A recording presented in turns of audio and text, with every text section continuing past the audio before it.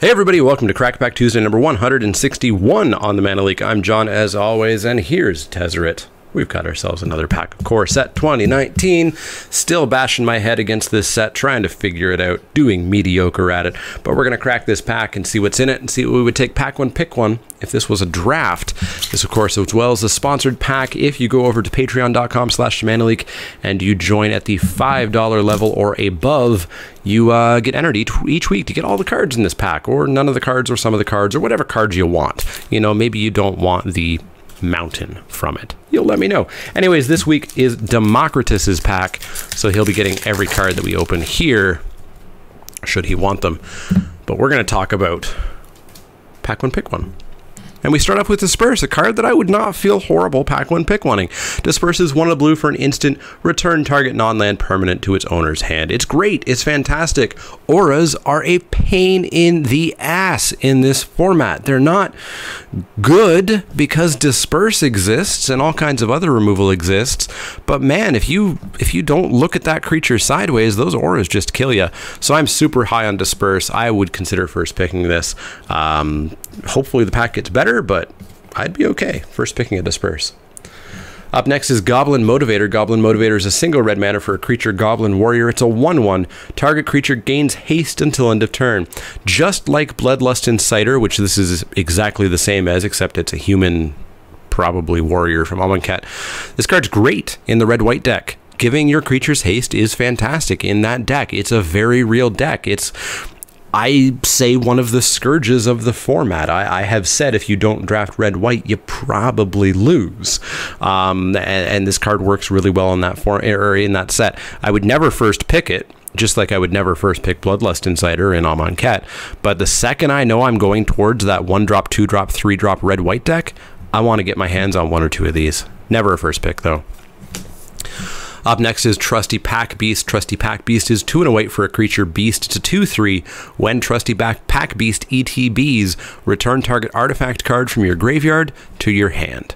Artifacts don't go to the graveyard that much. Maybe you sack a Fountain of Renewal, or you sack an Explosive Apparatus, and then maybe you get a bit of value out of this, but they just don't go to the graveyard enough to play a 3-mana 2/3. This card's really unimpactful. It's not good. It's not a card I ever want to play, and I never ever first pick it. Up next is Hired Blade. Hired Blade is 2 and a black for a creature human assassin. It's a 3/2, and it's got flash.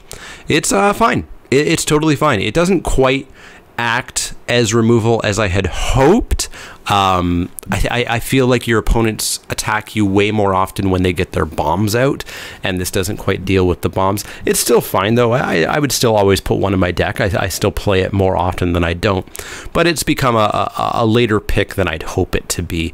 So, you know, never a first pick. Definitely not against a Disperse, but it's fine. It's fine. Up next is a Talons of Wildwood. Talons of Wildwood is 1 and a green for an enchantment aura. Enchant creature gets +1/+1 and gains trample. Pay 2 and a green, return it from your graveyard to your hand. Still not a huge fan of this. I don't play that stupid aura green deck, but man, does it just stomp people sometimes, and not all of the time, which is the reason I don't do it. But I think Oakenform works way better in those decks than Talons of Wildwood do. I'd still play 1 if I was playing that deck, but I think people do sometimes go way too all in on this. It's such a large amount of mana to get it back for such a small effect. I'm just not a huge fan of Talons of Wildwood, and regardless, it's not in our discussion for back one, pick one. Up next is Pegasus Courser. Pegasus Courser is 2 and a white for a creature Pegasus with flying. It's a 1/3. Whenever it attacks, another attacking creature gets to fly as well.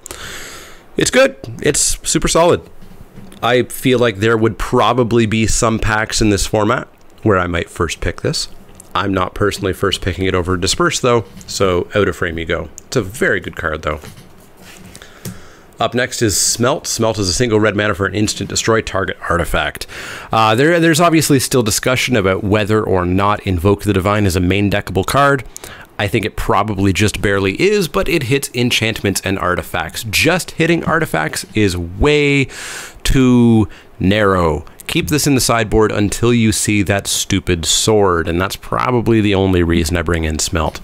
Yeah, not good. Not a first pick. Up next is Druid of the Cowl. Druid of the Cowl is 1 and a green for a creature elf druid. It's a 1/3 tap to add a green to your mana pool. It's good. It's solid. I would first pick a Druid of the Cowl. I would have to make a choice between Disperse and Druid of the Cowl at the moment. It's ramp. Ramp can be really good in this format. A 1/3 blocks quite well against the red-white aggro deck, at least for a few turns until they get too many creatures. Yeah, totally fine. It can hang out in frame for the time being. Up next is Skyscanner. Skyscanner is 3 generic mana for an artifact creature Thopter. It's a 1/1 flyer. When it ETBs, draw a card. It's good. It's really surprisingly good. It goes in every deck. It fills in the 3-drop slot with not a great creature, but it draws a card. Like, it's not quite Divination, but it's easier to cast than Divination, and you can play it in your green-red deck. Skyscanner's fine. I don't think I ever quite want to first pick it, but it's solid. Our final common is Snapping Drake. 3 and a blue for a creature Drake. It's a 3/2 flyer. It's fine. It's totally fine. I don't think I ever really quite want to first pick it, but I'm pretty happy like 3rd picking it, 4th picking it. Every blue deck I've ever played has wanted a Snapping Drake or 2. I don't think I'd ever really... I might cut the 3rd one, but I'd never cut the first 2. But it's not going to quite win out against the 2 cards that we have here. Up next is Fiery Finish. Fiery Finish is 4 red for a sorcery. Fiery Finish deals 7 damage to target creature. This costs way too much. No red deck wants to play this card. But what about the red-green ramp deck? Play a big creature. A Colossal Dreadmaw will do more than this spell will do. This card's just not good. It should go pretty late. It's never a first pick in my mind, and I never really ever want to play this card ever. So totally out on it. Whew, boy. Well, see ya. Lightning Strike is 1 and a red for an instant. Lightning Strike deals 3 damage to any target. It's fantastic. It's first pickable. It's snap first pickable. It just kicked out Disperse and Druid of the Cowl and ripped them into 17 pieces. Lightning... oh, I got too excited about it there. Lightning Strike is a great card. It's just good. You guys know it's good. You guys know it's a first pick, so it's going to hang out there. Regal Bloodlord is a very good card. 3 white-black for a creature Vampire Soldier. It's a 2/4 flyer, and at the beginning of each end step, if you gained life, you get a 1/1 bat with flying. This is a solid payoff. It's not my favorite. I think I strongly prefer a Johnny's Pridemate. I think a creature that rapidly becomes a 3/3, 4/4, 5/5, 6/6 is better than a couple of 1/1 flyers, but this is still a good card. It still blocks like crazy in the air as well, which is very important. It kills those Snapping Drakes.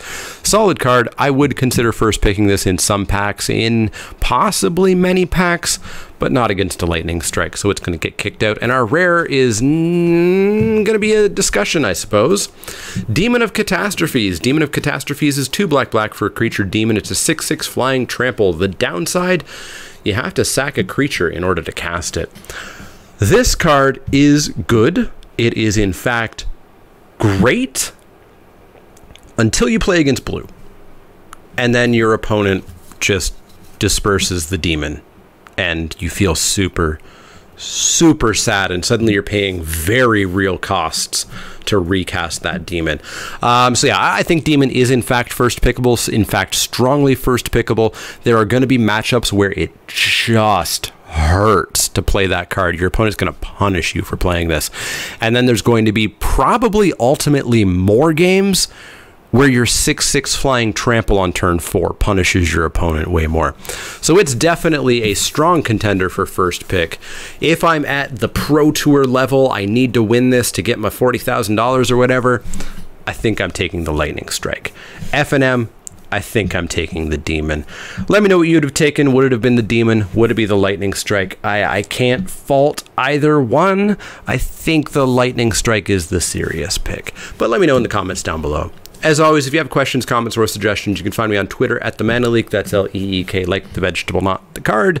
You can find me at Facebook.com/ShamaniLeak, Twitch.tv/ShamaniLeak, Patreon.com/ShamaniLeak, where if you become a $5 backer or higher, you potentially get to get all these cards each week. And if you go over at inkedgaming.com and you buy yourself a playmat or a hoodie or anything like this playmat, you can get 10% off by using the coupon code MANALEAK10, all one word, the number 10, 10, to get 10% off. But if you like the content, click that thumbs up button, click subscribe if you want to see more, and if you do have questions, comments, or suggestions, let me know. Otherwise, see y'all next time.